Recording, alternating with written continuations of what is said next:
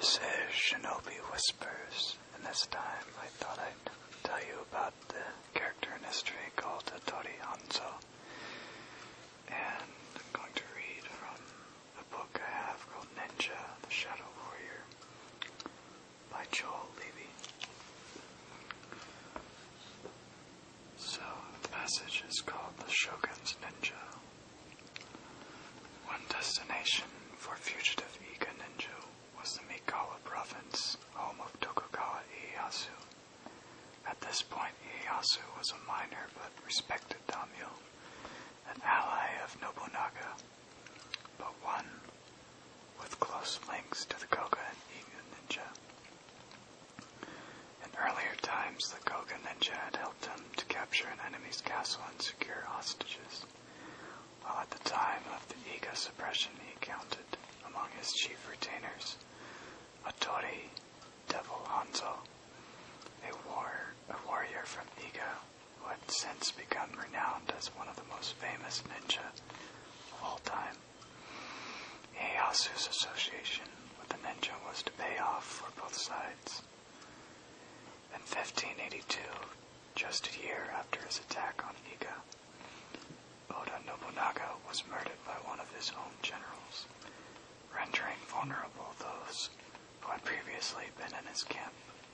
Tokugawa Ieyasu found himself in particular danger because he was away from home at the time and faced a perilous road back to the relative safety of Tokugawa territory. Fortunately for Ieyasu, he had with him the Devil Hanzo, who went ahead and scouted out an alternative route back through Iga country.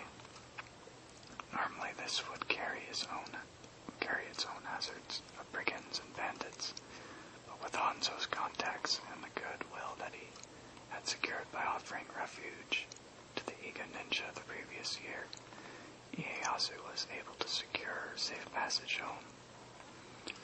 Over the next 20 years, with Hanzo and units of Iga ninja at his side, Ieyasu's star rose.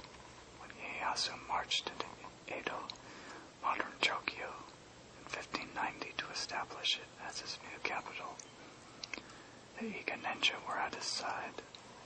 Recognizing their value, he appointed them as his personal bodyguards. The Iga ninja under Hanzo were quartered outside the western gates of the castle in Edo, and the area itself became known as Hanzo-jo, while the western gate of Edo Castle was named the Hanzo-mon Gate. In one incident in 1600, the Koga ninja again came to Ieyasu's aid, perpetrating a classic ninjutsu ruse to help him escape a difficult situation. The powerful daimyo, on the verge of achieving ultimate victory, was threatened with a potentially lethal ambush, so his ninja guard created a dummy replica of their lord, filled it with explosives, and set it atop the Tokugawa carriage, which they escorted as if nothing were amiss.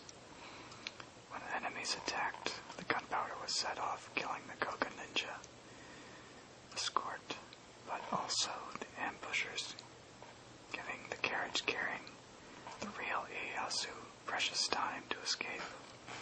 In recognition of this and other acts of service, a band of Koga ninja were assigned to the defense of the front gate of Edo Castle.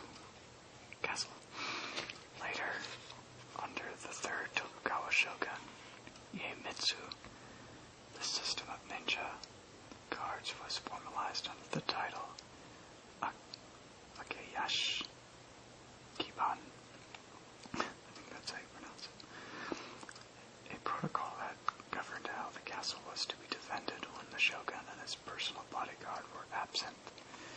Finally, in 1602, Ieyasu became undisputed shogun of a reunited Japan, bringing an end to the period of warring states and ushering in the 260-year dynasty known as the Tokugawa shogunate. This last part is called The Decline of the Ninja. And at the end also meant the end of boom time for the mercenary ninja. From this period on, the ninja receded as active participants in the history of Japan. The most historically visible ninja continued to be the Iga and Koga men, 300 of whom had been taken into the service of the Shogun Tokugawa Ieyasu. Meanwhile, some of those ninja who remained independent resorted to banditry, with many becoming popular folk heroes. The band of Iga, the ninja who had been taken into Ieyasu's service, originally under the leadership of Hattori the Devil Hanzo, came to be known as the Band of Iga. When Devil Hanzo died in 1596, he was succeeded by his son, who bore the same name but shared few of his qualities. Hanzo's son was not fully trained in ninjutsu, and his style of leadership was unpopular. In 1605, the Band of Iga revolted, declaring Hanzo's son unworthy of his name. They barricaded themselves in a temple, threatening to execute him and take their own lives if their demands for change were not met. Hanzo's son was dismissed, and the band split into 4 factions, each under the command of a relatively low-ranking samurai. Already their prestige was on the wane. So that's all I'm going to read for this passage.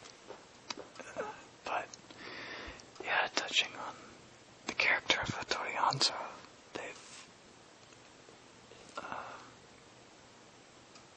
dedicated a lot of TV shows to him, and recent television shows, and you see it in the Kill Bill movie with Sonny Chiba playing as Hattori Hanzo, but that has little reference to the actual Hattori Hanzo.